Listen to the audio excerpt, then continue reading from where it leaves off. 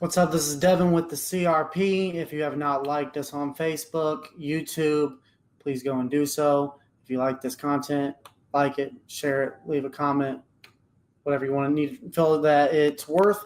But I'm here to recap UFC on ESPN+11 that just wrapped up in Stockholm, Sweden today.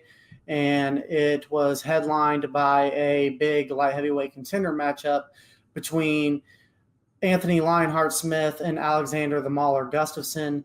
That saw Anthony Smith pulling off a fourth round rear naked choke submission of Alexander Gustafsson in Gustafsson, and then proceeded to see Gustafsson lay down the gloves and announce his retirement, which Gustafsson's kind of hinted at that in previous pre-talk interviews that he'd be interested in this. He's made comments that if he can't beat Anthony Smith, then he don't know if he should still be fighting, which I think is kind of a little bit insulting to Anthony Smith because Anthony Smith's a good fighter. But I honestly think that second fight with Jones kind of killed the passion for Gus a little bit, I think, because Jones came into that rematch, which was the first fight with Gus was definitely the fight that put Gus on the map and was his best performance to date.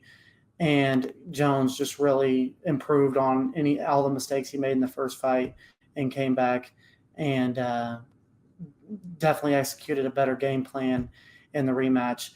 And coming into this fight, Gustafsson was ranked as a number 2 contender in the division behind Jones as the champion, Daniel Cormier as the number 1 contender, which is kind of ridiculous because Cormier is the heavyweight champion. I don't believe he's going to go back down to light heavyweight. So that's kind of irrelevant. With this win, Smith's going to probably propel into that, but Thiago Santos is there, currently ranked as the number 3 ranked contender. He's fighting Jones next. So this keeps Smith relevant, who is a real good comeback story, but he's also coming off before tonight a loss to Jones where he loses all 5 rounds. Very demoralizing, tough defeat. And I think that's been the story of basically Jones's reign as champion is good fighters going in there and really realizing that there's just a different level. But tough loss for Gus. According to him, he's saying he's done, that he's not coming back.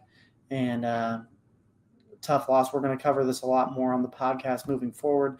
But the only other fight that I really want to cover, because the story of the night for me really was the light heavyweight division, and it would have been even more if the Comain event would have still happened between Volkan Ozdemir and Ilir Latifi, 2 top 10 light heavyweights. That fight didn't happen. Latifi got injured and got pulled the week of the fight, so the co-main event didn't happen. This fight was scheduled for the main card, gets bumped up into the co-main event spot between rising 27-year-old Alexander Rakic, and he goes in and knocks out Jimmy Manuwa with a very impressive knockout. And when we look at Rakic, I'm starting to get really kind of excited about this division, the division that I haven't been excited about for a long time. We got a 12-1 fighter. All 12 of those wins came in a row. His first pro fight was his only loss. He is now 4-0 inside the octagon, only 27 years old. And with names like Rakic now and young guys like Anthony Lionheart Smith still in the mix, kind of, even though we already seen how he performed against Jones, but other rising stars like Dominic Reyes and Johnny Walker, this division seems to actually have some steam for once in a long time. So it was a good night of fights. There's going to be a lot more. We'll cover more in depth. I'll get on here with Miguel here soon, and we'll cover this a little bit more in depth. But I wanted to bring you those results of the main and co-main event of the night. It was a story of light heavyweights.